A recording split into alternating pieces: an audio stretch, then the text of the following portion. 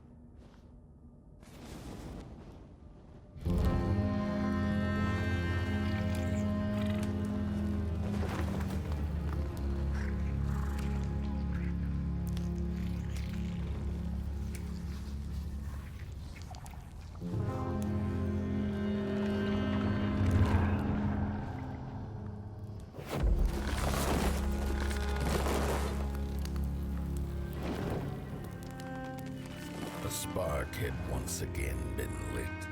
It was told that for the being who kept fire in their heart, all darkness would vanish. Nevertheless, this long night seemed endless and fraught with perils.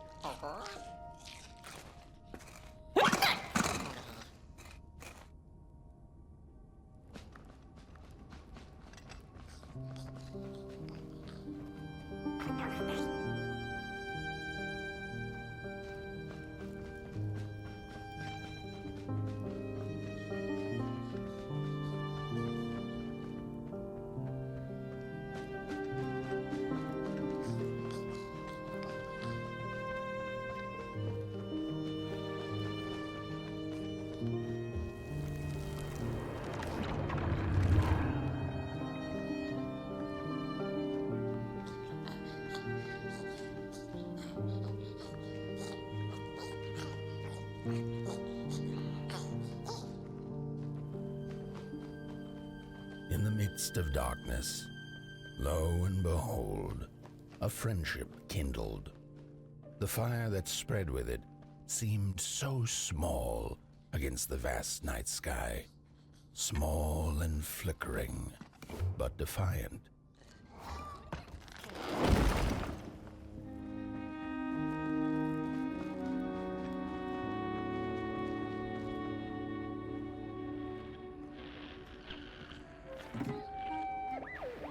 With wire, clay, and fire, the craftsmen built the foundations, followed by the trees and the rocks. And after them came little houses for us tiny ones to cower in. For existence was so big, so vast, that without a roof above one's head, one could have fallen straight into the skies. And yet, with all that stuff, they didn't know what to do with us. So I reckon that's why they built the Midnight Walk. For us to wander, for lack of reason.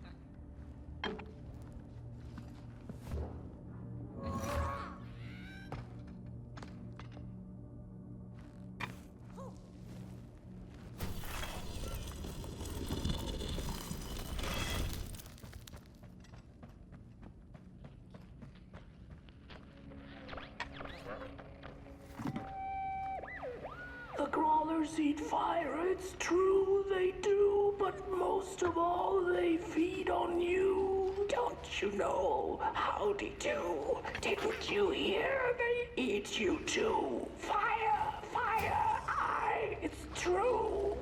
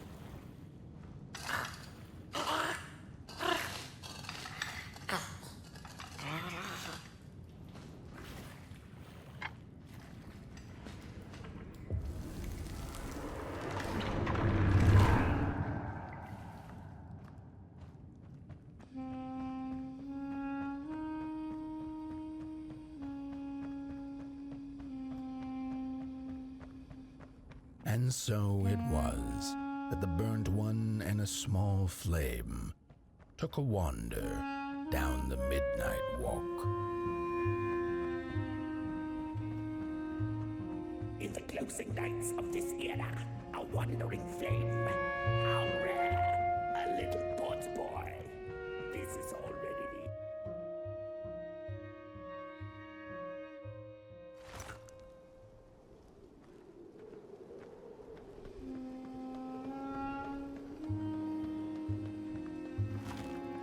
Whether they held or lacked reason, it didn't matter. When times were dark and winds blew cold, there wasn't much left to do, and it was quite enough to simply put one foot in front of the other.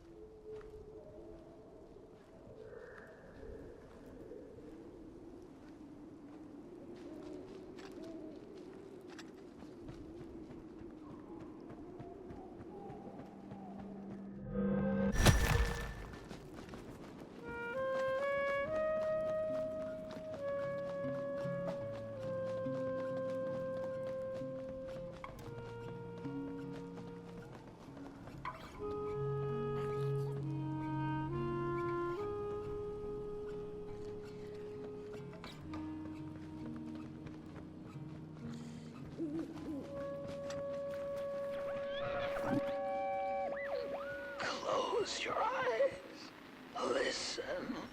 They sense you. They feel you. That's so beautiful.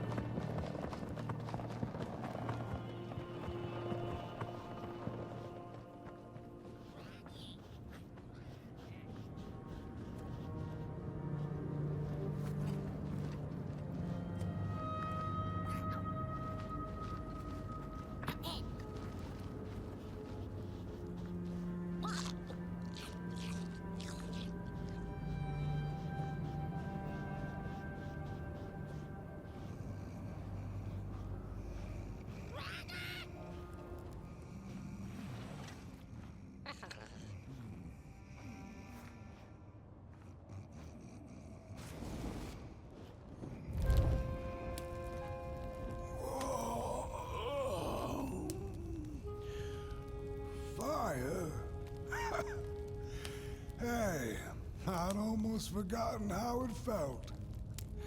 And salutations, Burnt One. Fancy meeting one of your kind here. You're the caretaker of this little firecracker? I reckon you must be headed for Moon Mountain. Am I right? Well then, on one hand, it's just a matter of walking down the road. But then on the other, the Midnight Walk has a mind of its own, and a mind to teach its rider a thing or two to boot. So if you are intending to walk the walk, you better... Ah, how's he? Didn't see you there. So glad to see you back on the move. And as I told you, it ran away from its owners. It's been waiting for the right passerby ever since it ended up here. Well, Mac, don't let me keep y'all. See you down the Midnight Walk, and Burnt One. Wherever you end up this long night, keep that fire alive. It's really all that matters. Don't take my word for it. Just see for yourself.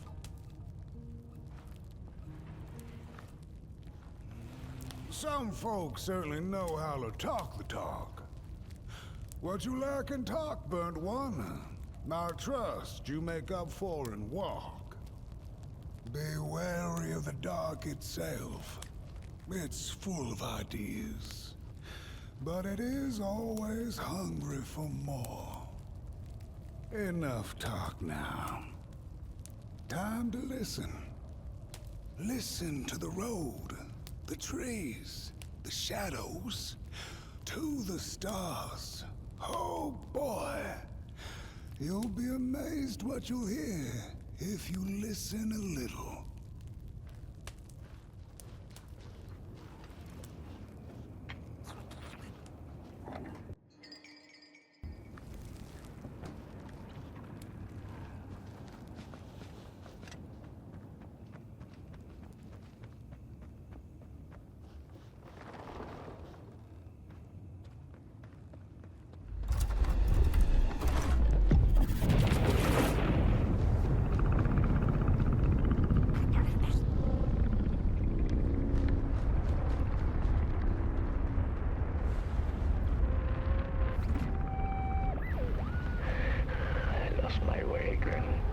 It's getting dark now, but the dark is a well of ideas, a blank canvas full of possibilities. The dark itself is the key. All it needs is a little spark, and then I get what I need. It hungers for fire, so I take a match, I light it,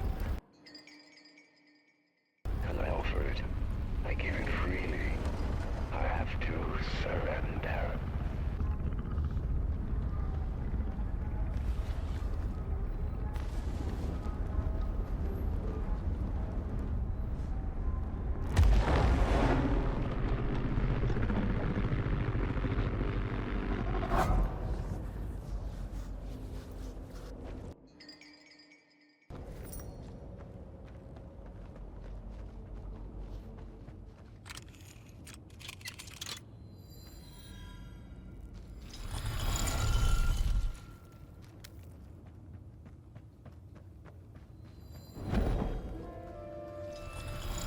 Don't venture into the swamp under the moon, they cautioned. There, wild eyes watch, and itching teeth yearn for succulent heads like ours. Gone are the bodies of old, and they can no longer shield us from the terrors. Oh,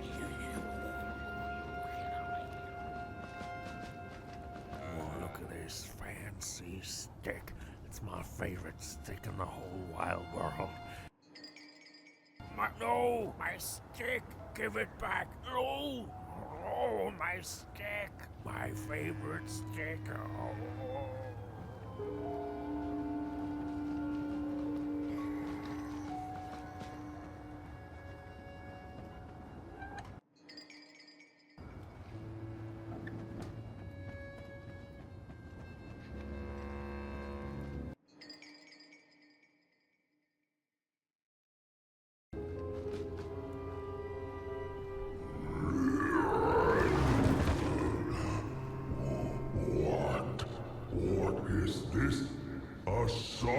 nobody approaches Nobodyville.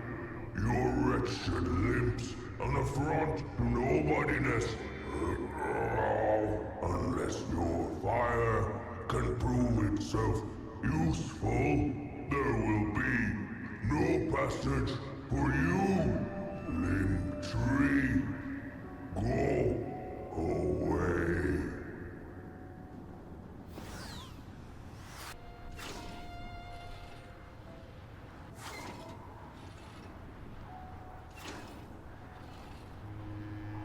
If you like them all, then maybe.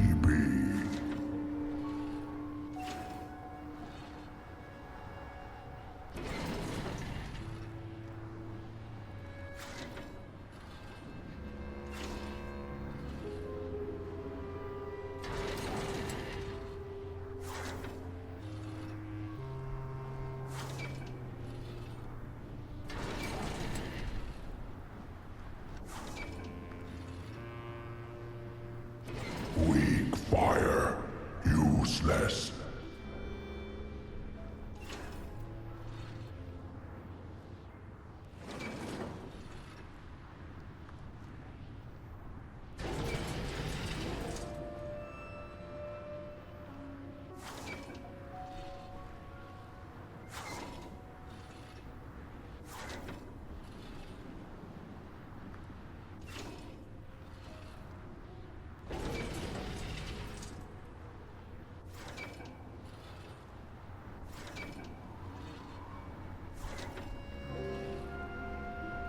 No fire, just a spark.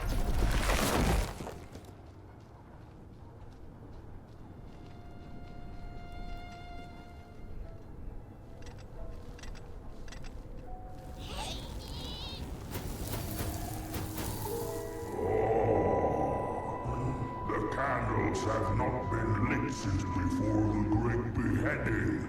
Now fire is back. Maybe fire can help us with our moldering problem. The headmaster will decide. Enter, then.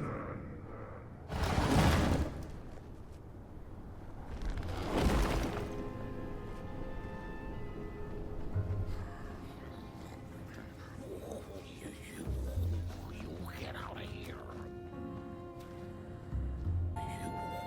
You get out of here.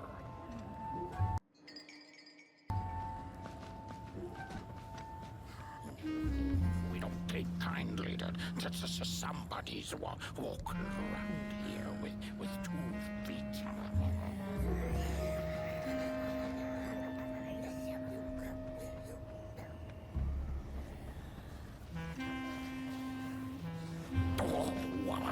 What do you think you're doing here? You can't be here. You shouldn't be. Why are you here? Here to set us on fire?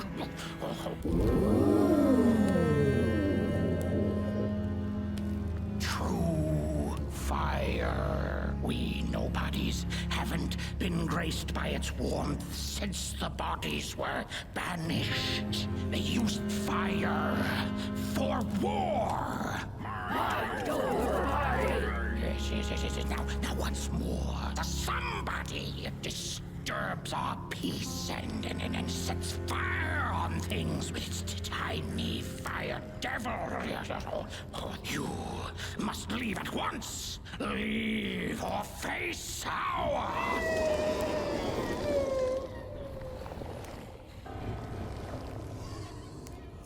It's the Moldrum!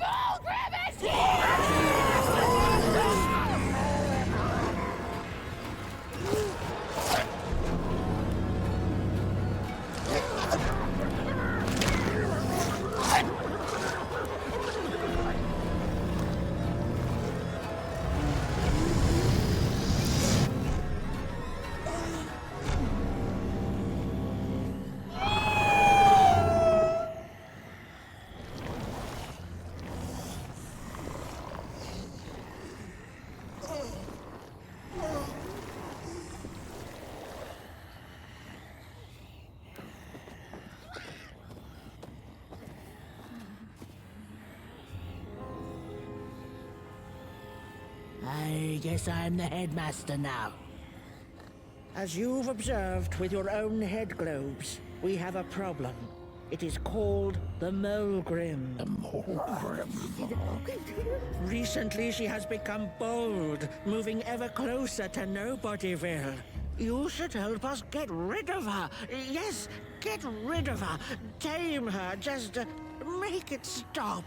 And by the powers suddenly vested in me, I will, shall grant you passage through our fair Nobodyville. Here, take this. Blech. Blech. Now, go do the quest. Meet the problem head on. Tame the Molgrim, and we will. I shall graciously let you pass through Nobodyville.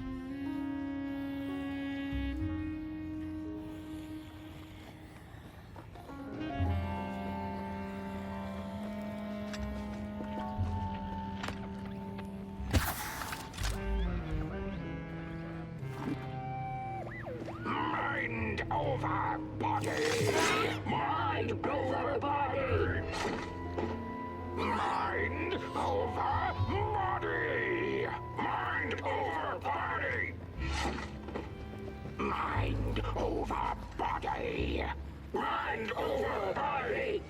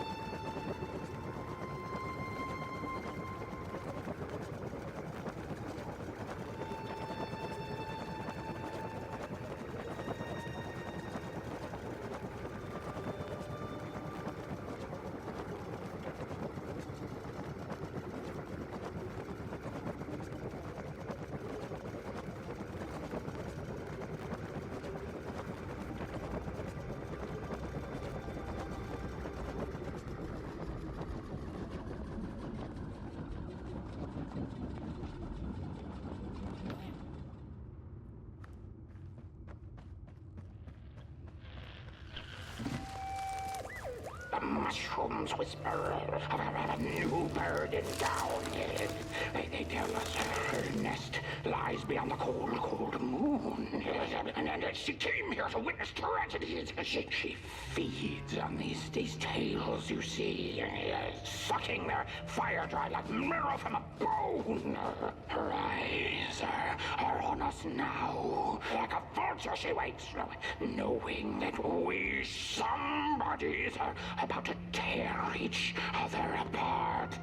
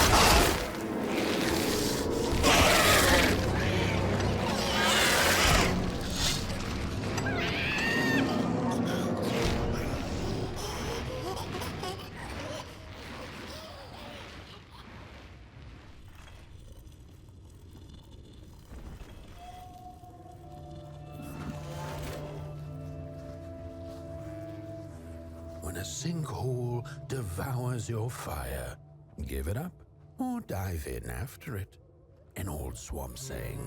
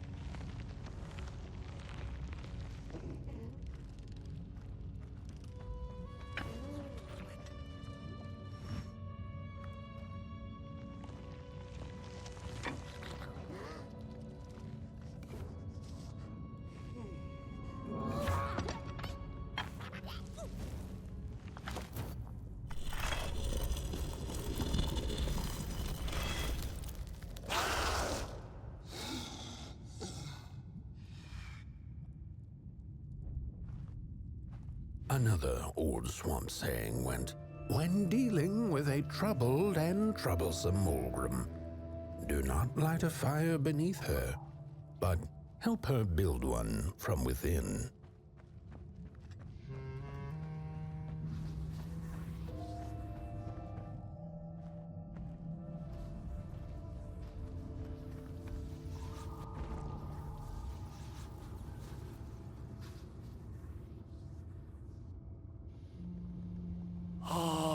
My neck hearkens the anguished howls of the Mulgrim, and the bitter patter of feet. A somebody and its flame, albeit a small one. 'Tis enough, perhaps. The Mulgrim's precious shards, they must be returned to her lair, to her cauldron. Only then may the cleansing fire burn.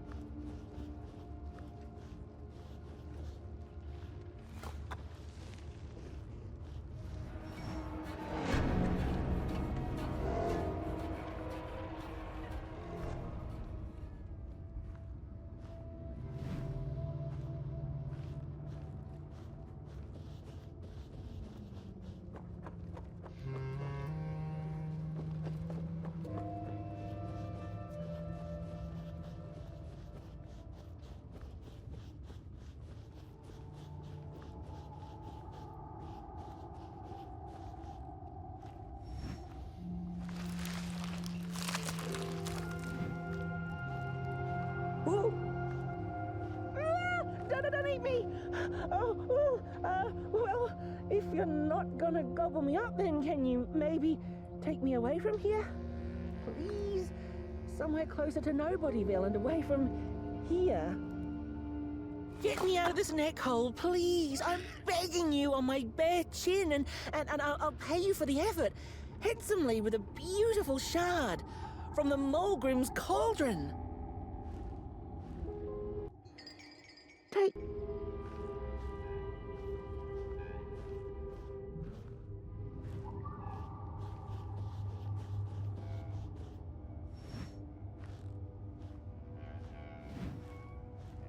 Watch out!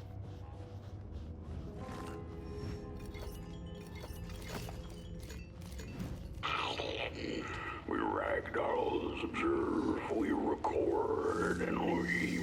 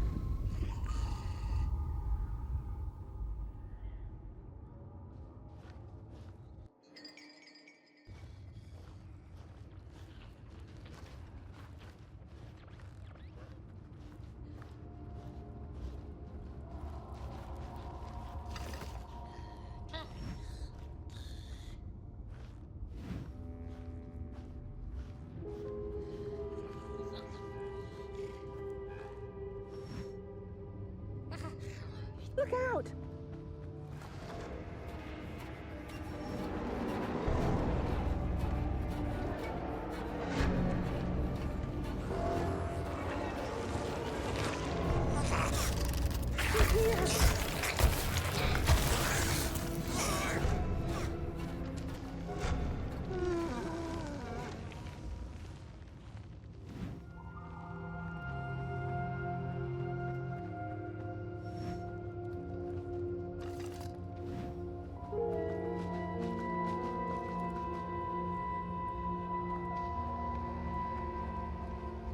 I appreciate the brain thought, somebody. Phew, thanks for saving my neck. And I think I have a reward for you. A real treasure.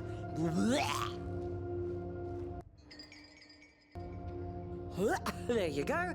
One of the 3 missing shards from the Mulgrim's cauldron. Yeah, I stole it. Oh, I thought I could maybe buy me some kind of ticket away from, well, everything. Start anew, you know? A good head on a pair of healthy, strong shoulders. Eyes on the horizon. Gosh, the horizon. Do you know I haven't seen it once since I lost my body? I really do miss my body. It's a real shame when you think about it, you know? The things that we do to ourselves, to one another. What we did to her, kind. All in the name of some sort of control. It doesn't make sense. Anyway, I guess I'm sad. Sad and sorry.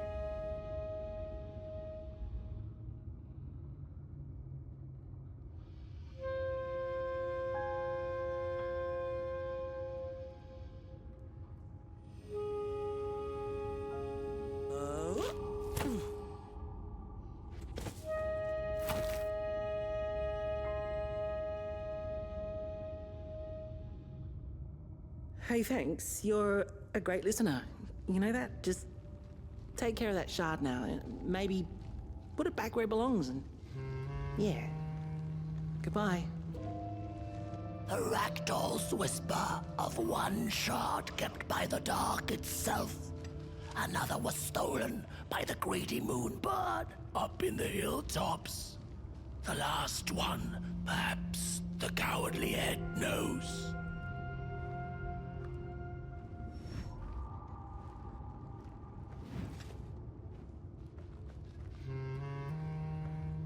It's easy to lose one's head when everything you love is either gone, broken, or dead. Yet another forgotten swamp saying.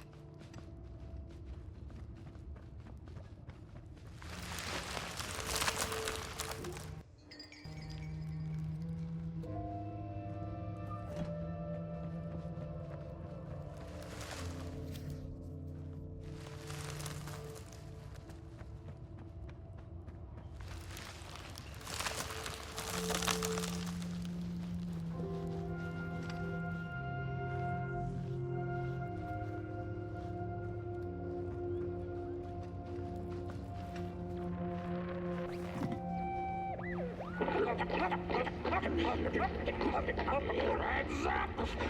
Ready! Up! Break with your boots! Take with your hand! Full of fire! The fire is ours! Take the shards! Take the fire!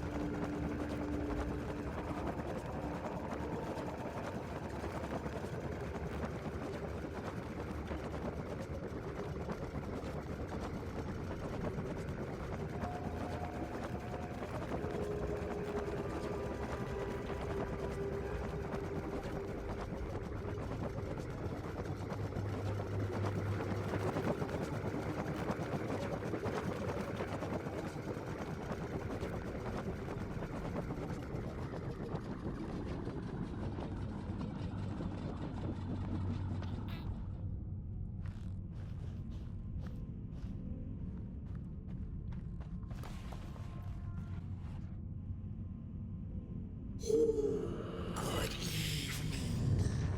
Or is it morning or afternoon? Hard to tell without a sun, isn't it? No, it is most certainly night, or moonbirds hooting wouldn't make sense at all. Speaking of sense, will you help an old bird find some in this story? Fire up these dusty murals in the right order, and you will receive a present. A little gift, yes. Bring fire to the story.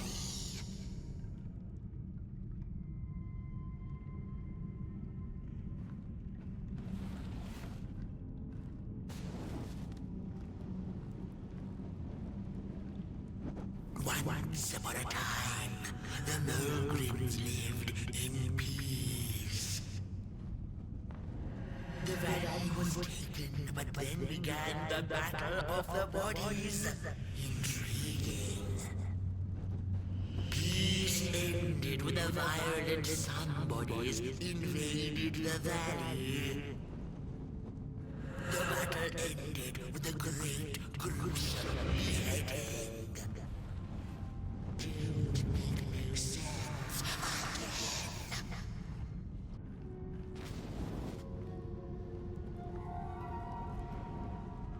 Once upon a time, the Mulgrims lived in peace.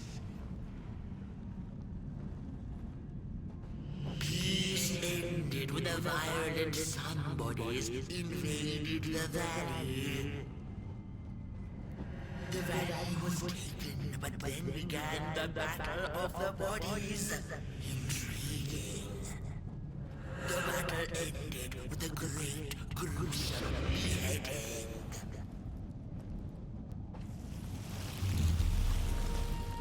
For time immemorial, the Mogrims had lived in the valley in peace, sharing good eatings and howlings around their fire, which they had inherited from the skies.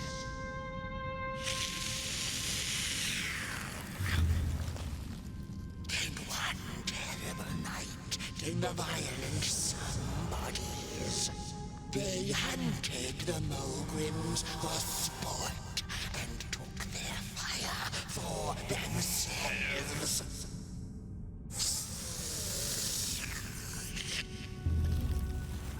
But the somebodies knew not what they were dealing with, for as soon as they held the fire in their grubby hands, they began to fight one another with it.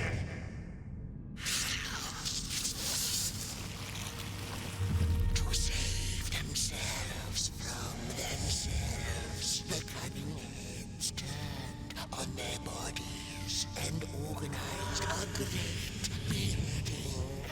And so it was that somebodies became nobodies, and the bodies were exiled. A time of peace would ensue, or so the headlings thought. The last living Mogrim had been biding her time, and saw now an opportunity to return and take bloody vengeance upon the heads, who were now left defenseless without their bodies.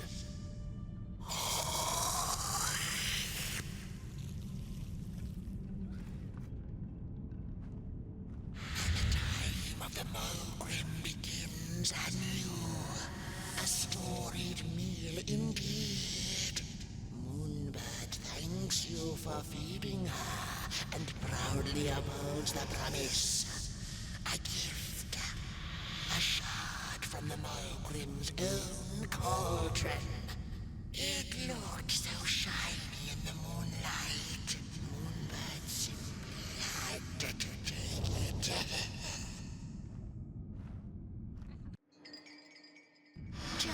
For now, she'll see you in the light.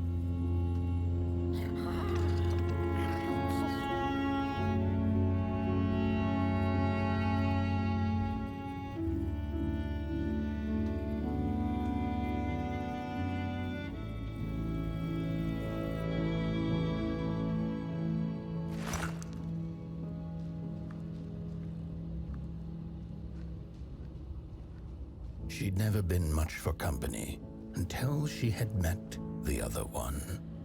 He had shimmering scales, an appetite for life, and carried a faint scent of rotting leaves she found irresistible.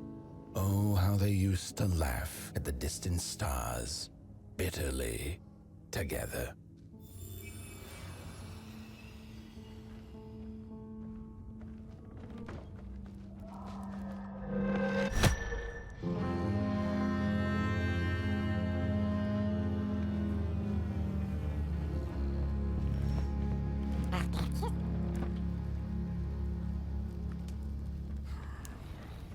The howls of the Mulgrim have gone with the wind, and our headaches settled into gentle throbbing. Thank you, somebody, for you have not only graciously saved our necks, but also demonstrated the value of brain mass and heart blob working together. Could it be time for the bodies to return? We must convene on this matter, and you and your wandering flame must now leave through our gates and keep on walking the midnight walk to Moon Mountain. Moon Mountain! Here you go, somebody. This key will open the town gates. Blech. The mountain once again beckons, and the call is answered. Fare thee well, and take good care of your flame. The dark itself is hungry.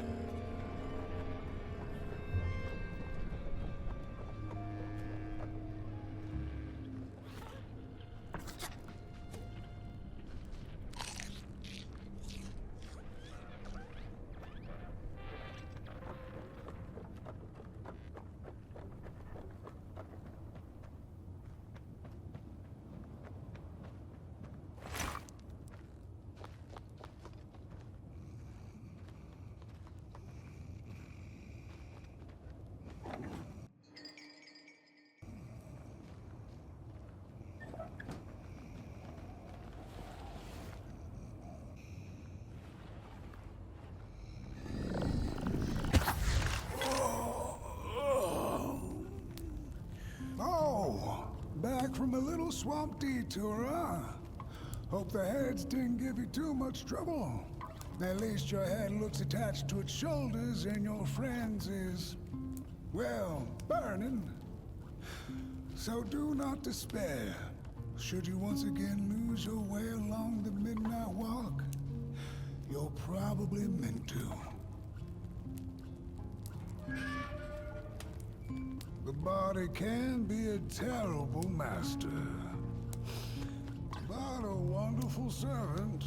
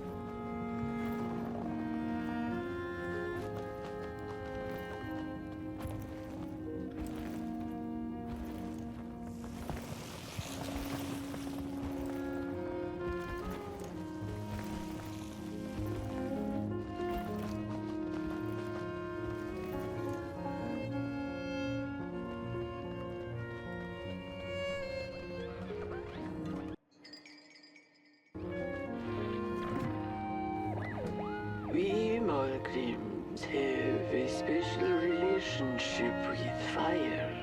We do not cook over it. We do shed sails around it. We care not for its warmth. Ours is a different connection entirely. Fire is our window to truth and into the world beyond clay, to which we must return.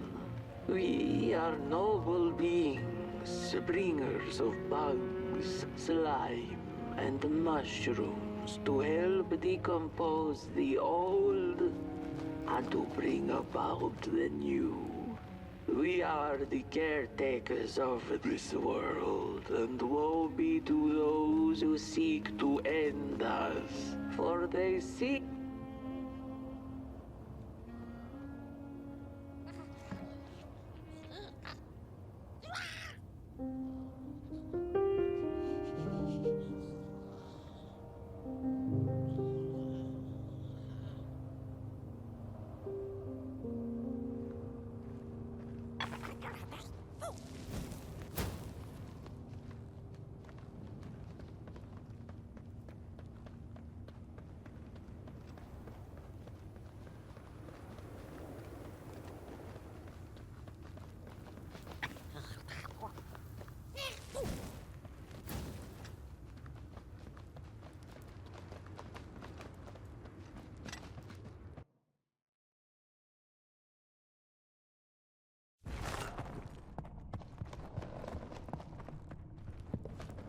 Dreadful was the day when the sun vanished.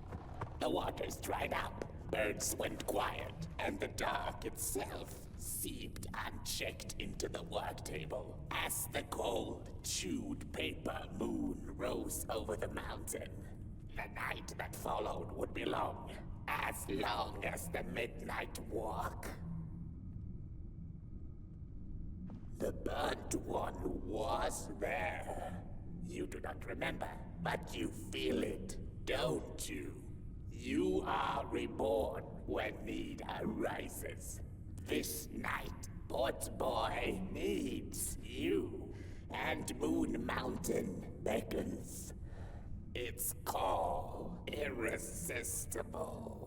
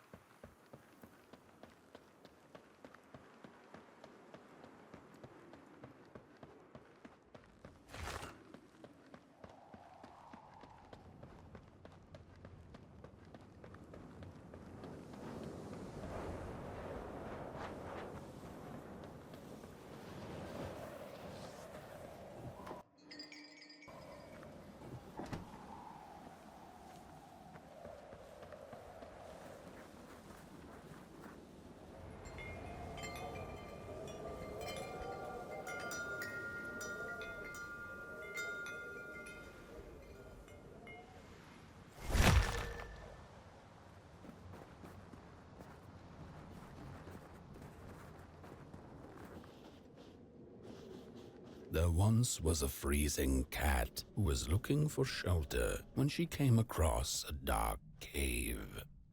Step into my abode, offered the dark. It will warm you if you surrender your wants.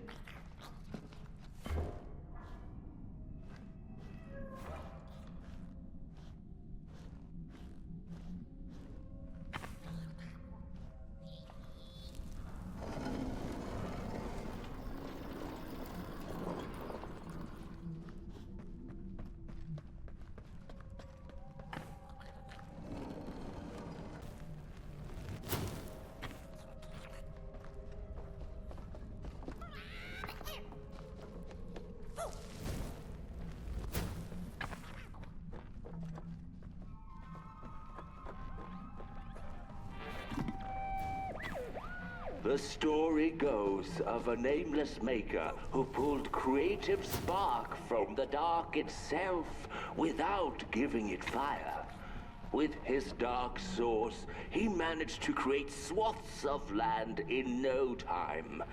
The dark itself waited for a gift of fire, but the Maker just kept on taking. Too busy building his crooked fences and watchtowers, kept his fire locked away in his chest. One day, he decided to create the first people to inhabit and appreciate his creation.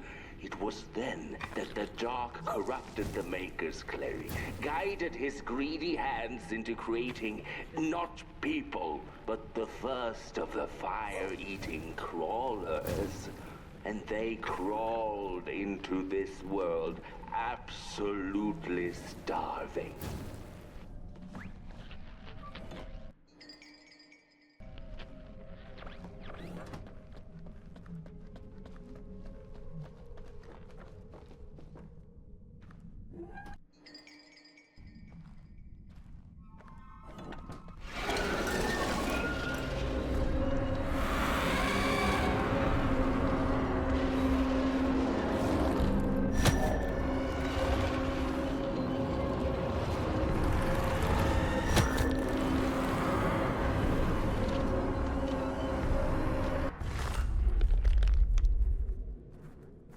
The dark's eyes were much too big and watchful for the cat's liking. She went on to find warmth somewhere else.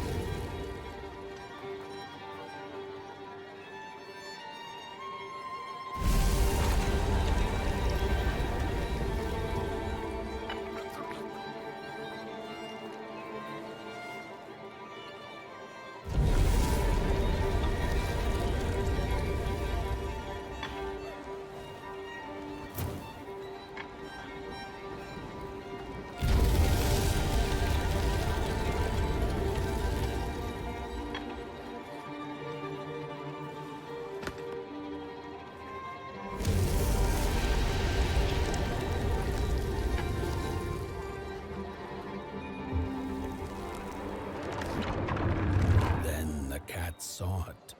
Rooftops piercing the sky. Approaching the town, she was greeted by a crone. Come, kitty, kitty, you must be tired. Sit in my lap. Share your soft fur, and I shall warm you for a spell.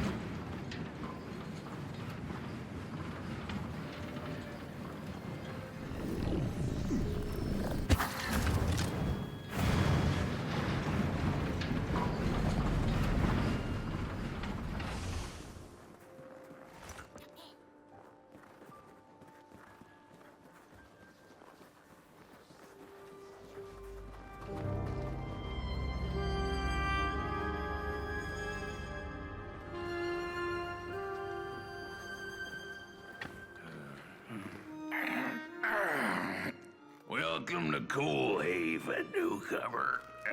Good to see a flame in these parts again. I'll be your guide tonight. This furnace here used to run on coal and fire, don't you know? But a thief stole all our matches, wasted them in greed, you see. Now the ghost has come to smite the wicked and punish the thief who killed us. Well, I guess that's it. That's a tour on the house. There's a bone right there in the snow. There ain't no place for a bone.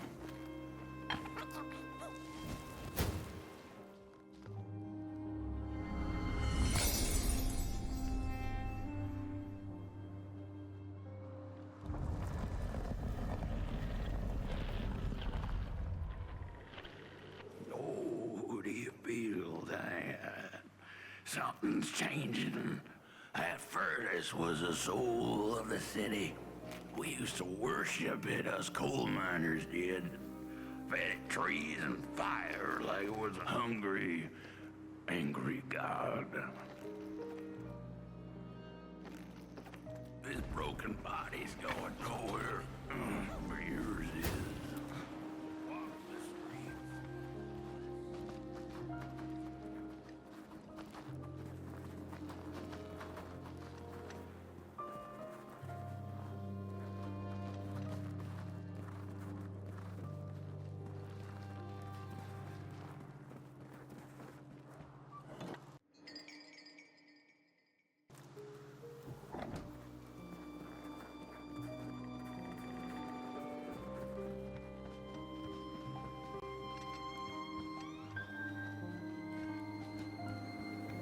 The cat didn't like the crone's crude pettings. Her hands tugged at her fur. Now, rest still, the crone said, as she pulled out a crooked knife. The cat was quick and escaped just in time.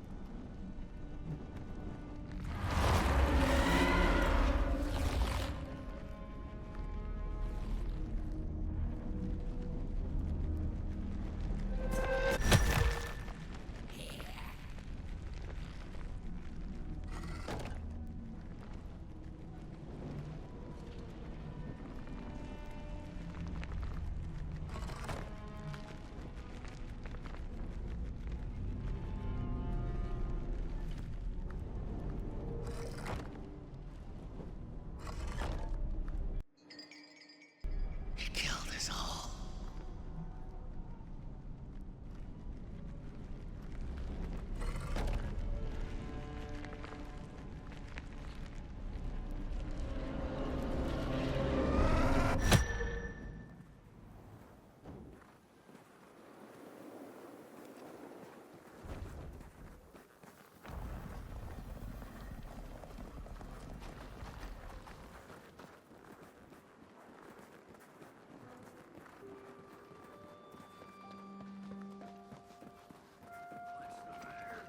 See a ghost.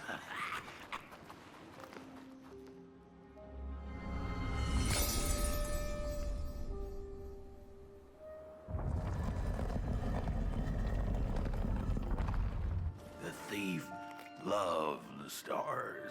Would have plucked them out of the sky if it were possible. But the dark itself stole her stars, turned the thief's sky as black as a cup of joe. And so the thief began to steal matches and lit them, hundreds of them, like little stars of her own. The crooked path to the house on the hill lies open. Wherever she sought warmth, it had a price. The miners needed the cat to get rid of the rats, and the vicar wanted her protection from bad luck. Bony hands reached out from all around her, trying to grab her. The burnt matches lead to brothers and sisters. Hunt down the thief. The matches. Follow the burnt man. We're running out of matches. The furnace is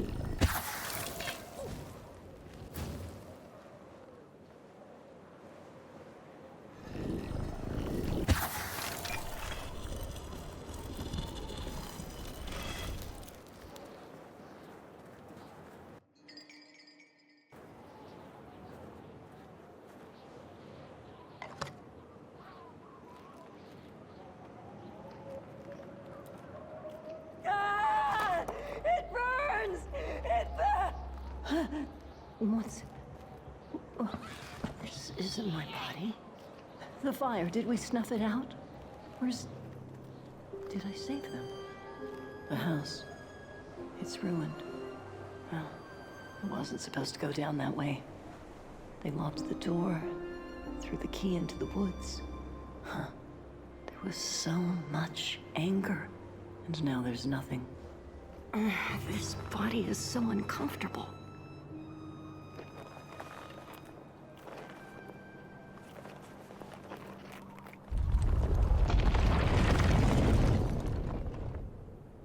While I was in the black, I had a dream. There was a monster in the woods, with our door key dangling from its tail. I ran, tried to chase it, grab the key, and when I did, the creature turned around, and its face, it was the face of this whole town.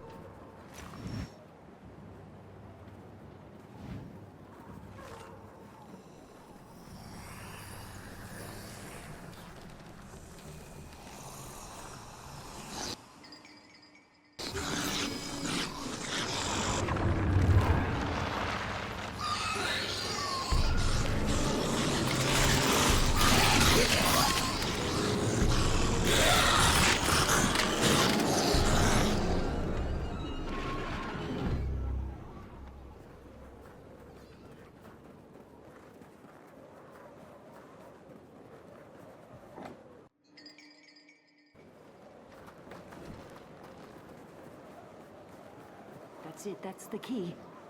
Unlock the door. Please. I want to see my home again.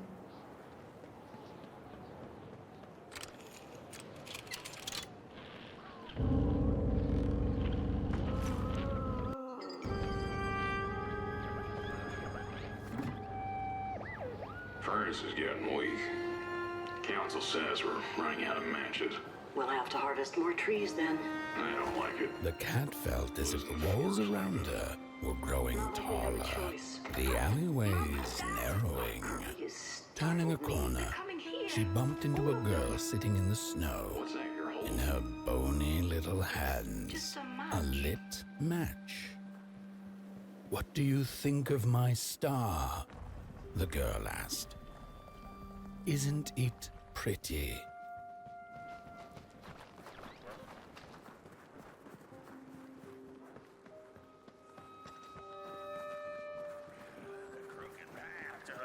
On the hill lies open.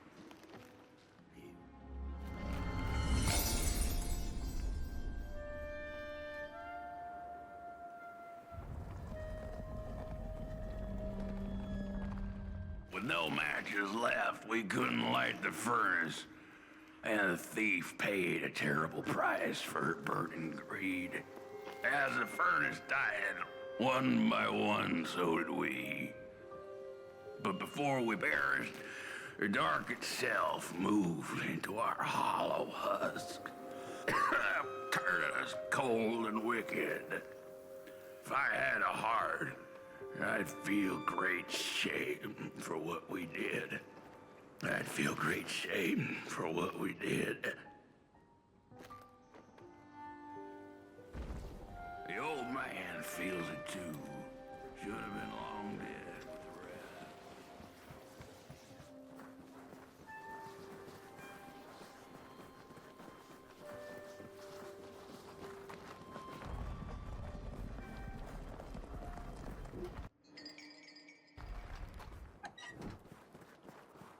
We killed Bobby. Rest for us after what we did.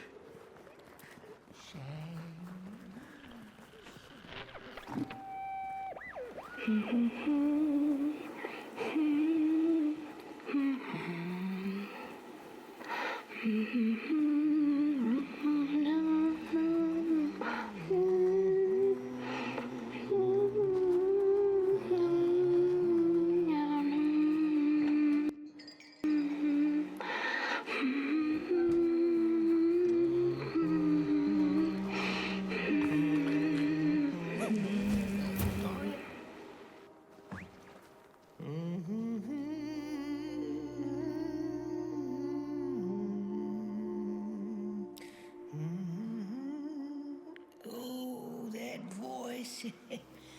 What I wouldn't give to hear her sing again. Those sweet, sweet tunes like fallen leaves of the trees that were. Such a waste. Such a shame. I wish I could hear her sing again. Just once. Just once. Oh, I know she stole from us. I know what she did to our town. But she could sing. This town's not much without fire, no. It's even less without song. If I could just hear that lullaby one last time, I know I'd be able to move on.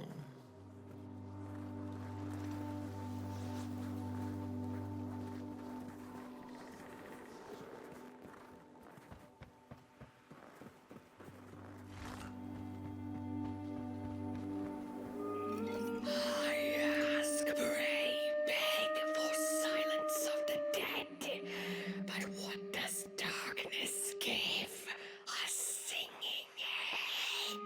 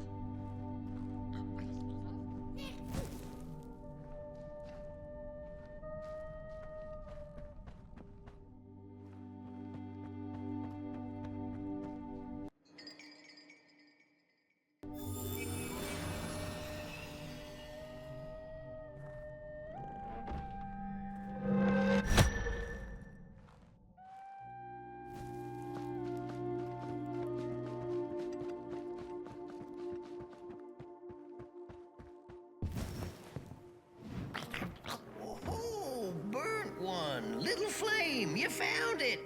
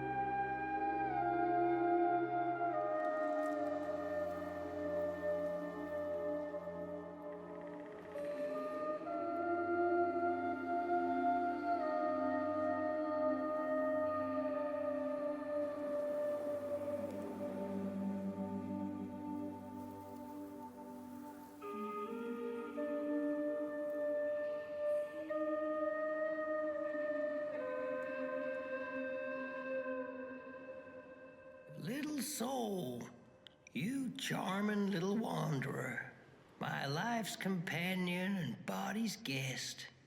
Where are you off to now? I don't know what I thought would happen.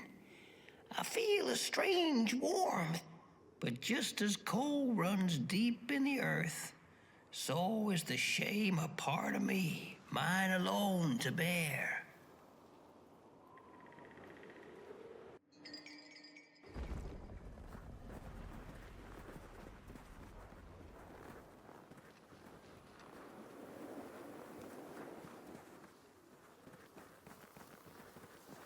The girl offered her burning match, her last star, but the cat could tell she needed it all for herself. Grateful for her unconditional kindness, the cat left her to her ghosts. I'm just some dead guy. Throw me a freaking bone.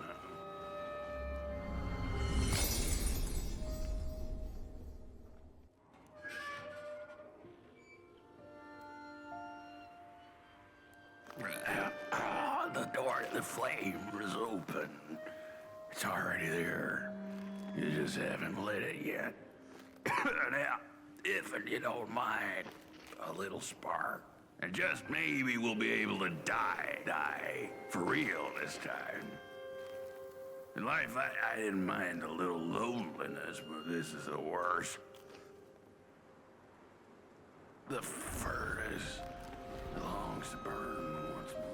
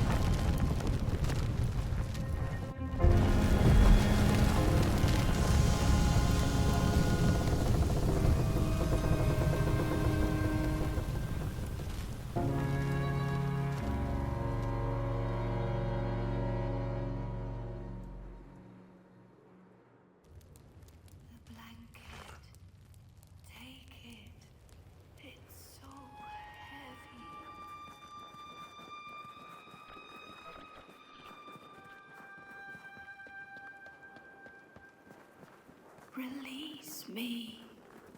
Light the match. The match. Light it. Please. One last star. Light the match.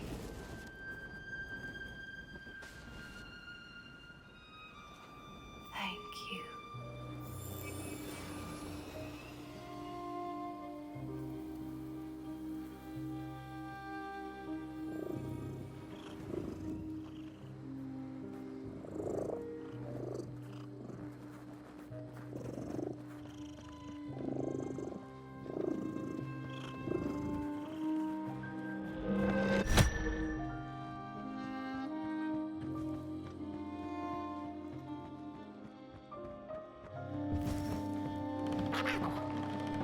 the cat finally settled in front of a giant burning furnace.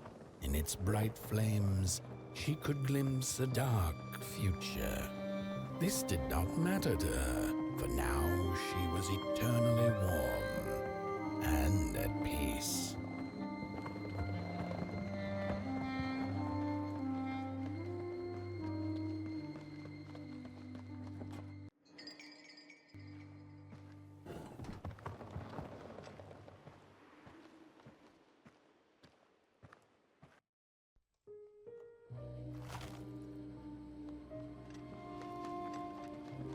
The flame burns still, and the fire has spread.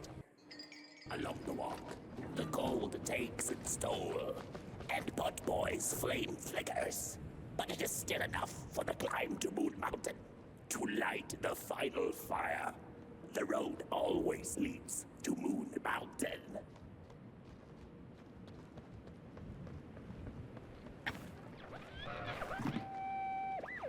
There's a fella who watches over the midnight walk, pointy hat and hollow gaze. He's been around longer than you or I.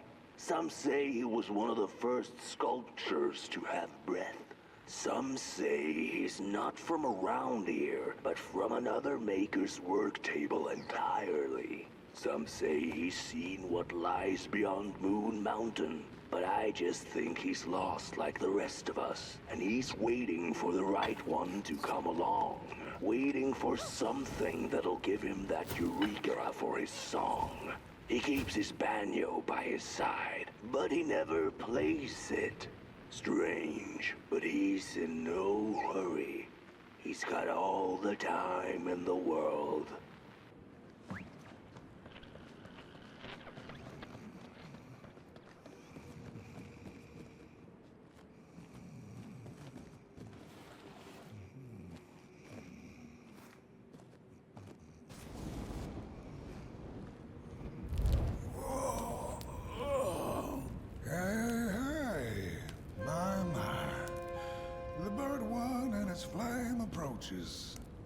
The road's been long, hasn't it?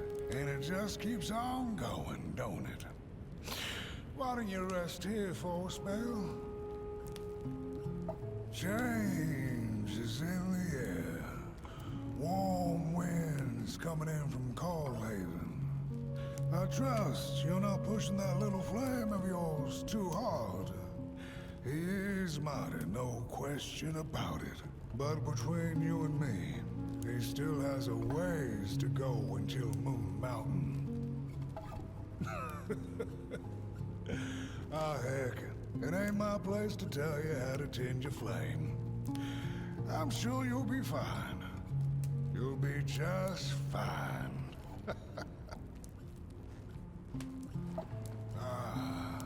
To feel at home wherever you walk. How's it? What a friend to have on the road, huh? Now, there's an open door invitation, if I've ever seen one. Go on in, then. Get some rest. I'll keep watch.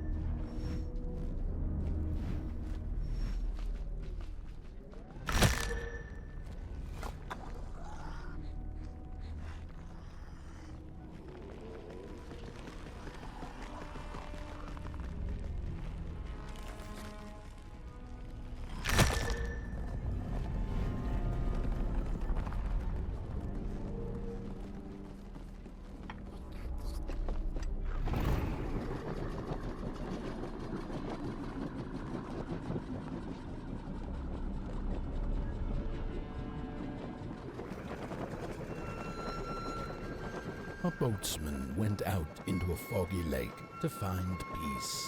Then, out of nowhere, came another boat that bumped into his. He cursed whoever was on the other boat, but when the fog cleared, he discovered that it was, in fact, empty. The sarcophagi are molds, rebirthing the bodies of the burnt one. Failure after failure, they keep coming back.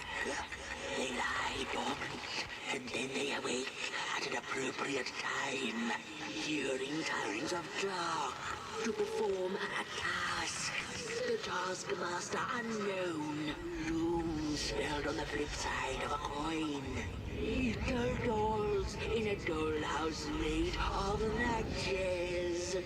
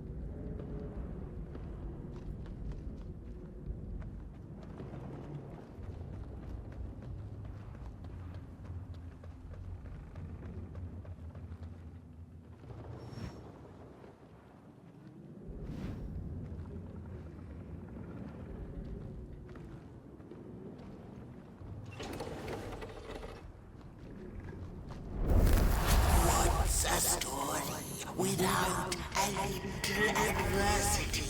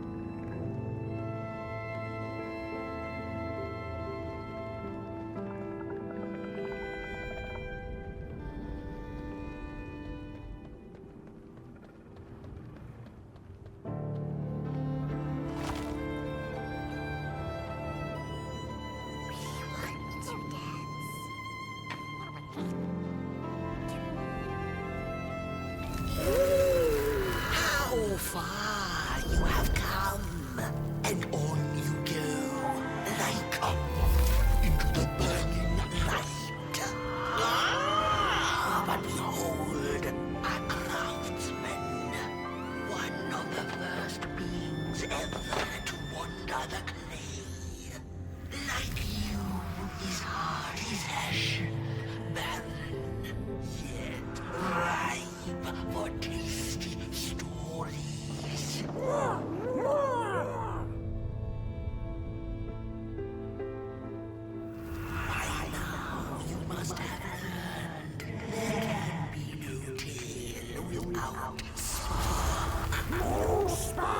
new path. Light the fuse. It will guide the bent one, and maybe feed MoonHood. A symbiosis most reasonable. Don't you agree?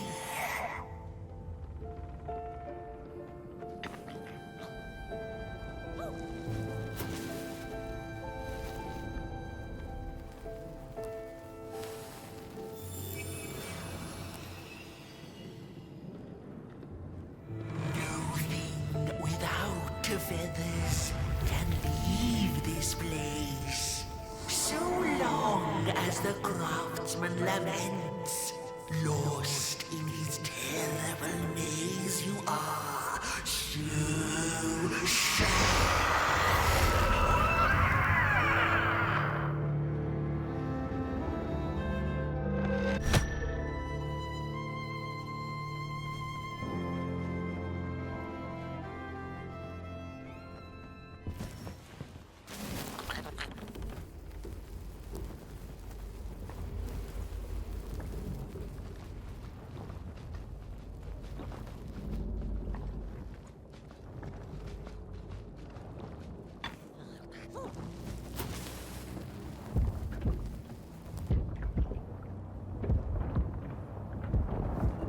so sad.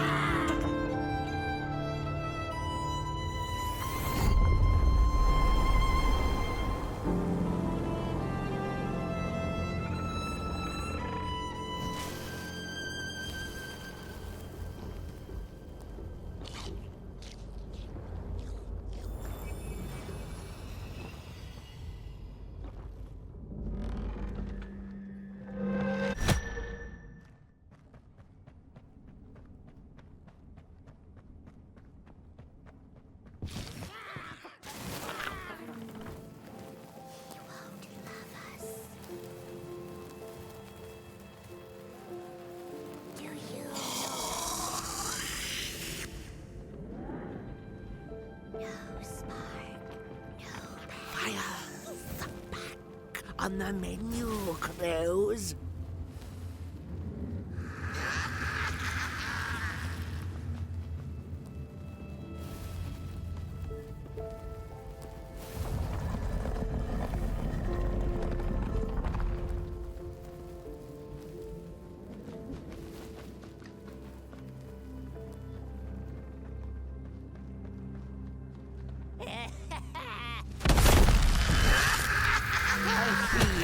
Not to crawl closer, Moonbird.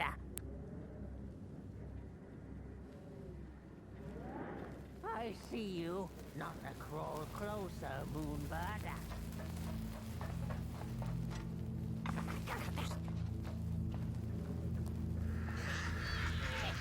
What are you doing back there?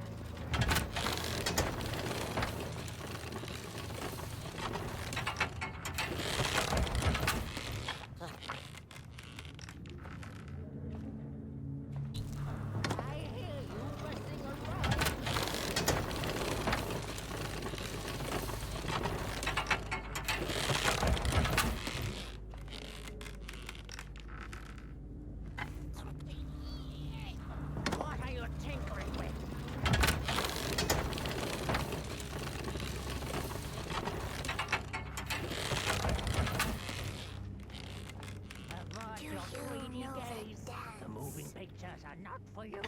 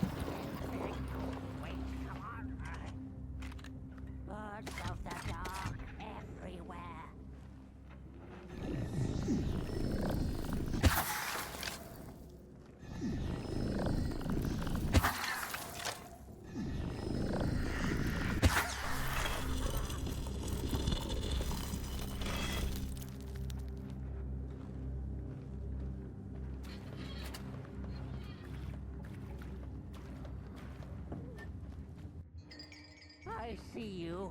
Not a crawl closer, Moonbird.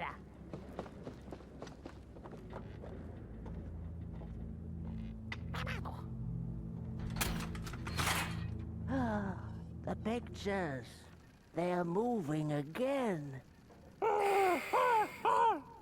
Forbidden. It is forbidden. It is forbidden. Hush, no talking in the theater, fools.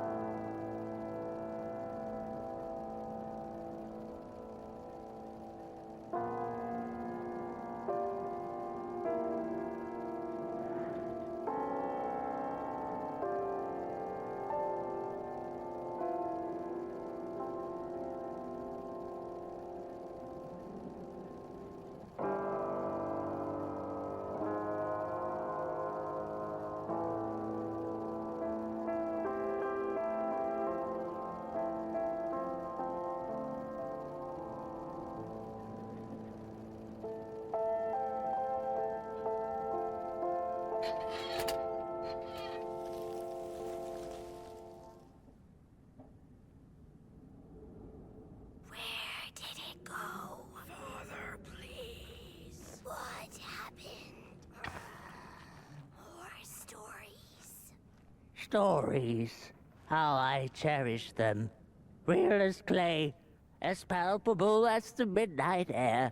They're all we have left once the dark has taken the last campfire from us. The projectors tell a story of failure. The craftsman projects it onto his creations. He keeps building, building without love for his craft. He needs to see it.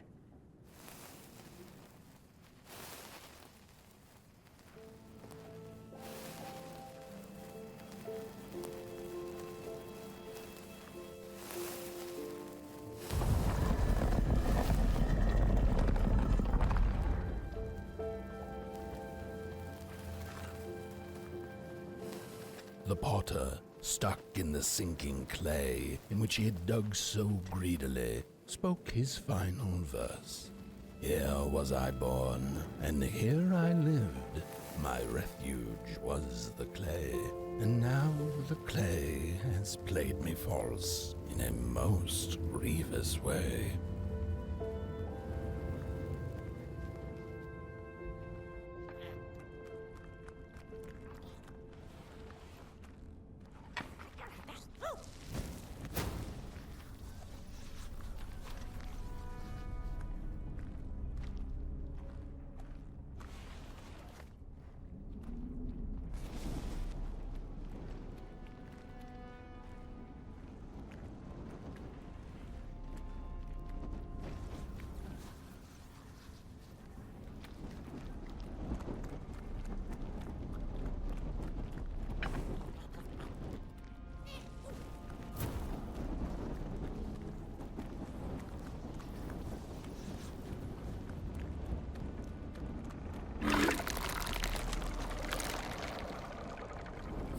Blind explorers discovered a sleeping beast, Each of them touched it and described it to one another. Its skin is coarse, said one. No, its ears are big, exclaimed another. The teeth are its most prominent feature, declared the third. Who was right or wrong mattered little, as the beast awoke and ate them all.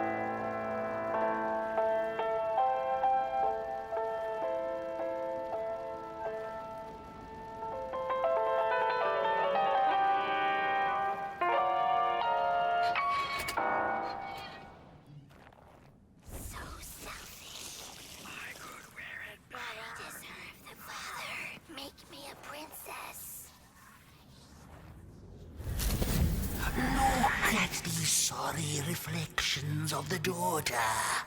None of them will ever dance. Ever feel the warmth of their maker's heart.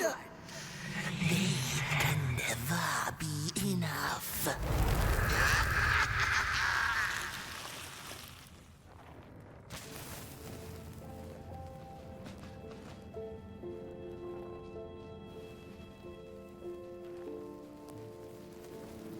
After years of searching for her son, the Weaver was convinced she had lost him to the dark. One night, there came a knock upon the door. "It's your son," said a voice. "Please let me in." Thinking this was some cruel spirit come to mock her grief, she remained silent until her son gave up and left, never to return again.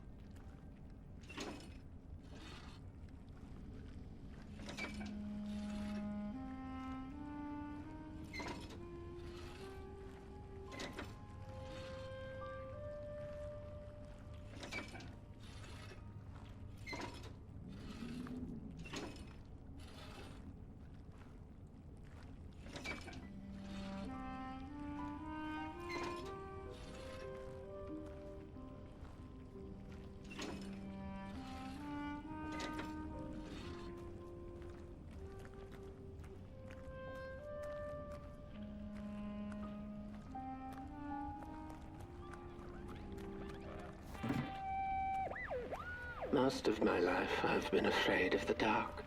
When I was little, my childminder got annoyed with me and tossed me into a wardrobe as punishment. She let me sit there, alone, and I sat perfectly still so that no closet monsters would notice me. It was the longest, most terrible 15 minutes.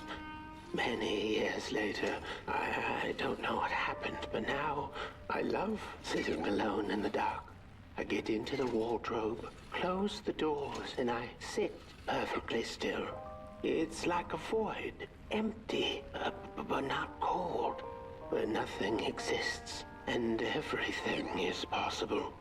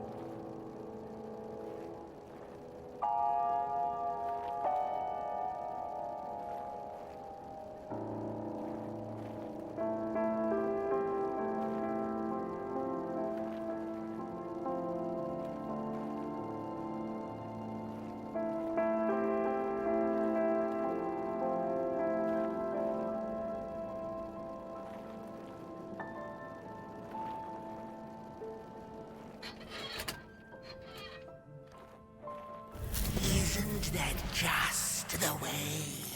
The father hoped the daughter would fill his heart with fire, failing to see that she needed a fire of her own. His princess danced away, and he stayed behind, cemented in his ancient groove. The heart is a bottomless pit, never sated, always craving for more.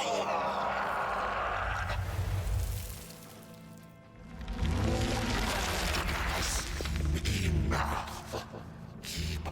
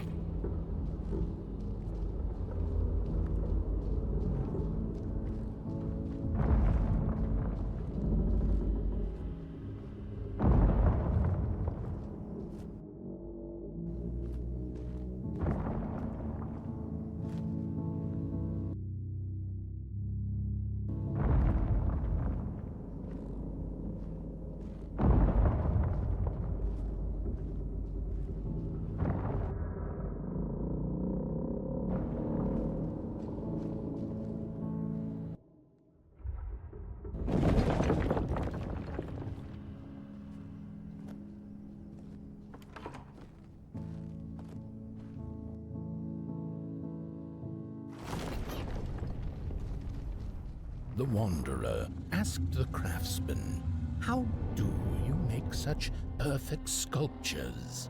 To which he replied, "Oh, there's nothing to it really.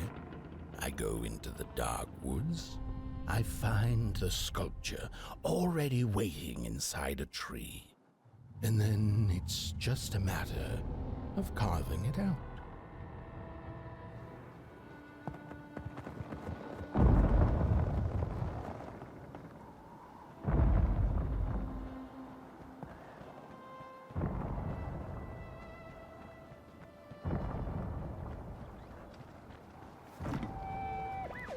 When I was a child, I exchanged letters with a monster in the woods.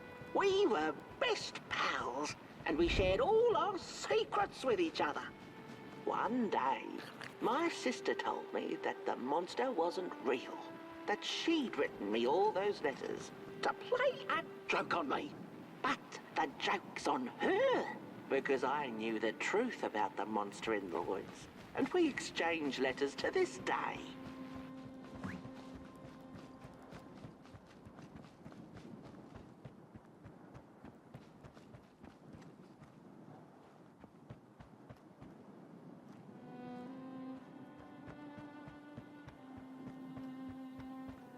Hark!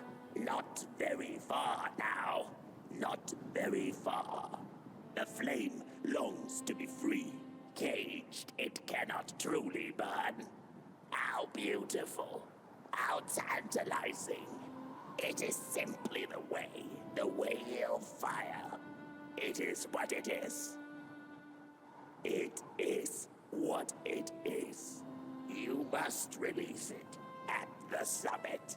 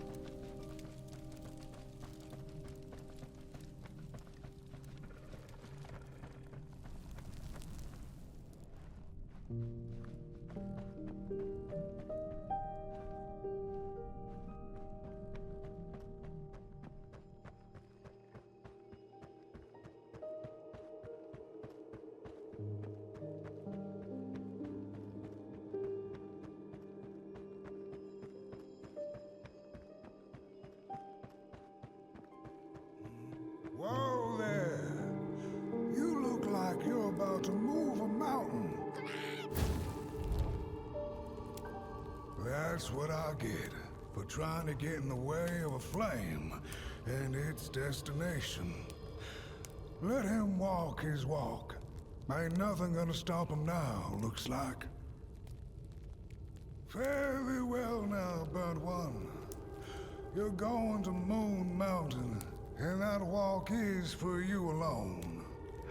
You have a tough decision ahead of you to make, just like the ones who came before. But they're all long gone. In the end, all there's left to follow is your own heart.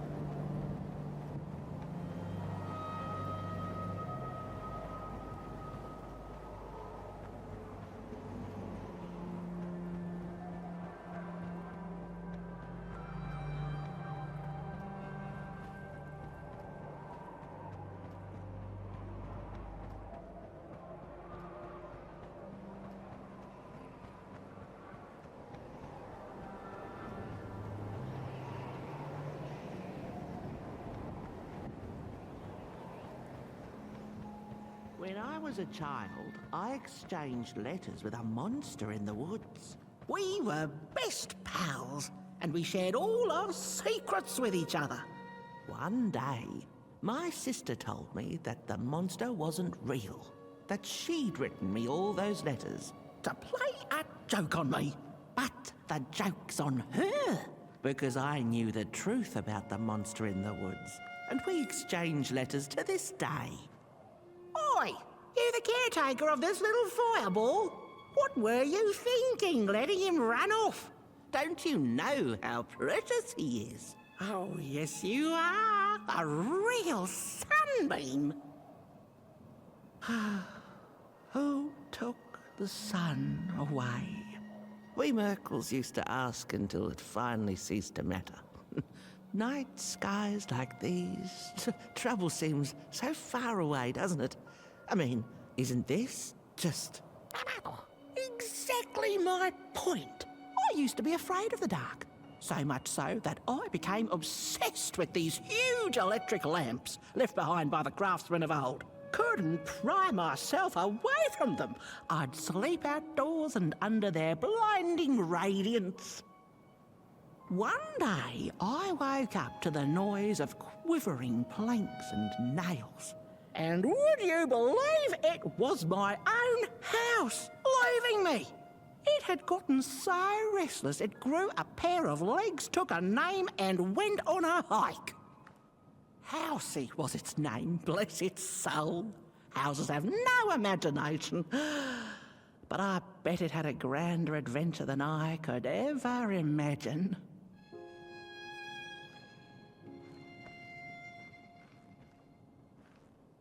This little flame is your home, burnt one.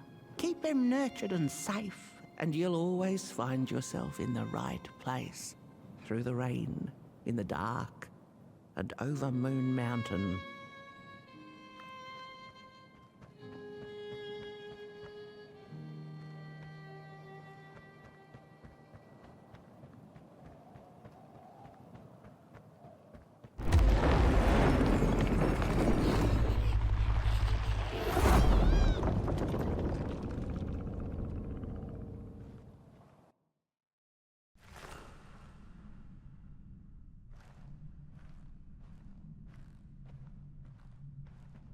What is the dark? Is it ugly and cruel? Is it a place for monstrosities, for fools lost in the woods? A terrible void where all your nightmares come true.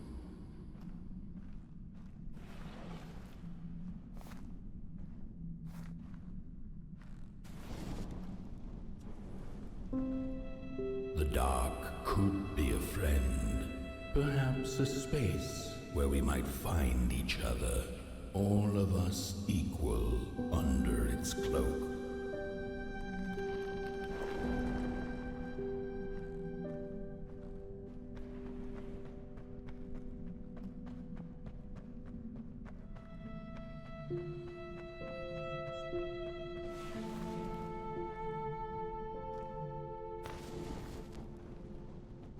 The dark could be an embrace and the release of the old, like taking off a tight shoe, laying bare one's feet, and taking a first step onto a new adventure.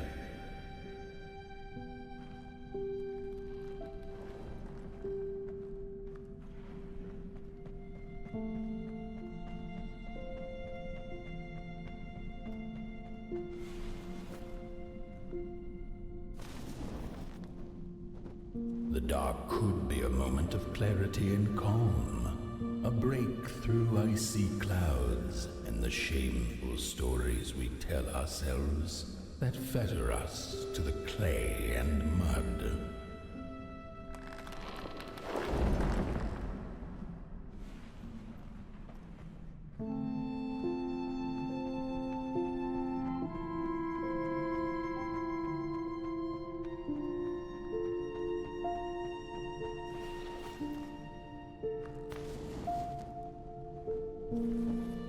The dark could be the space and time that we need to recover from the death of a dream and the quiet promise of new beginnings waiting on the other side of grief.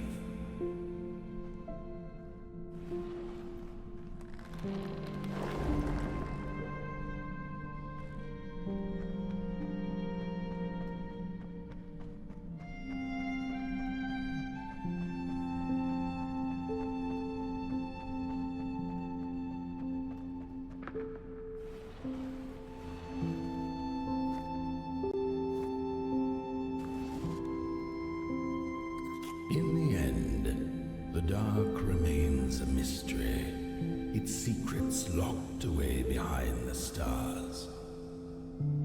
But one can rest assured that it is always there, watching patiently waiting for us to enter it, with fire in our hearts and with eyes wide open.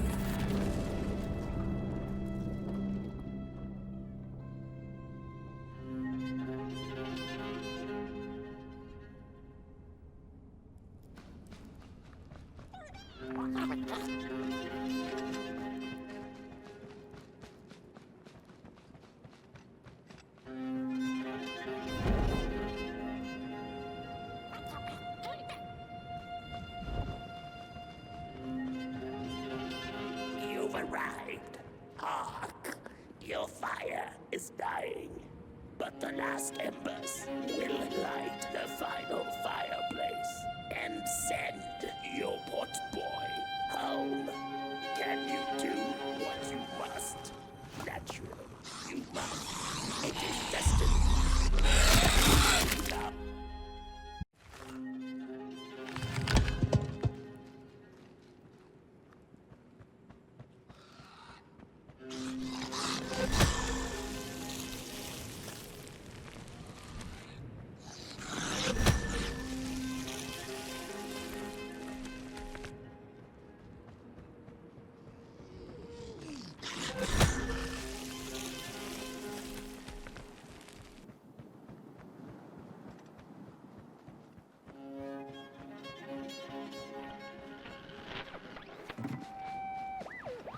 The first two-legged beings did prosper under the first sun. But it didn't matter how much they bathed in its light. They craved more. They sought to cage the sun, harness its power, and make it theirs. But the makers in their foresight had put the sun far, far away. So far that no creature could reach it. That's why, in their desperation, the two-legged ones began to collect matches, lighting them like minuscule suns of their own. But there are only so many matches in this world, and one day they'll run out, and they shall once again look to the sun.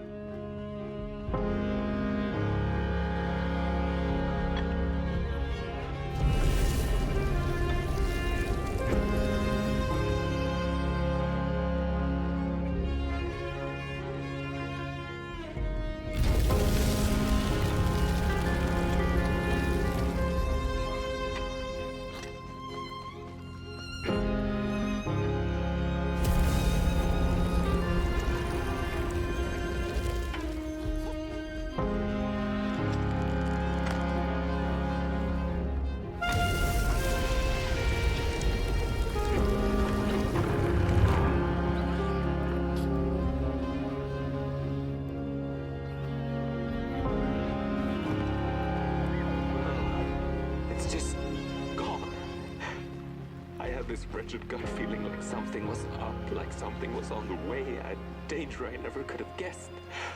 I figured that's just how I always feel, and my worries seldom come true. And now here I am, And I have been for some time now. And it just won't come back. I'm thinking, while I had it, I didn't know what to do with it, how to care for it, enjoy it. But if I had it again tonight, I'd probably waste it all over again.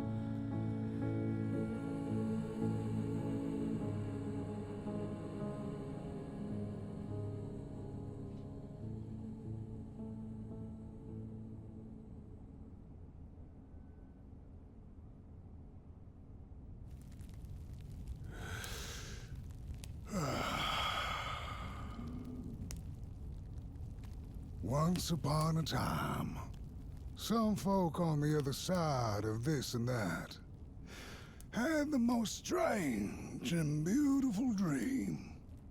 I hope that tonight you caught a glimpse of it, and I wish you the levity and grace to smile in the darkest of times and on the way down your midnight walk.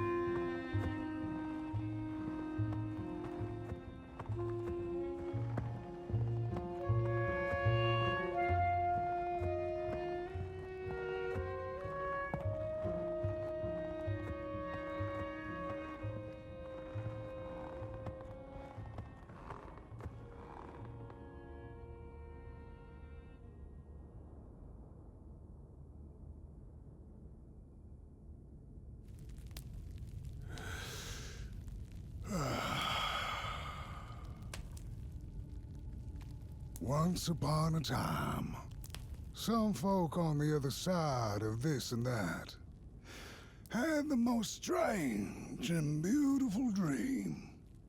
I hope that tonight you caught a glimpse of it, and I wish you the levity and grace to smile in the darkest of times and on the way down your midnight walk.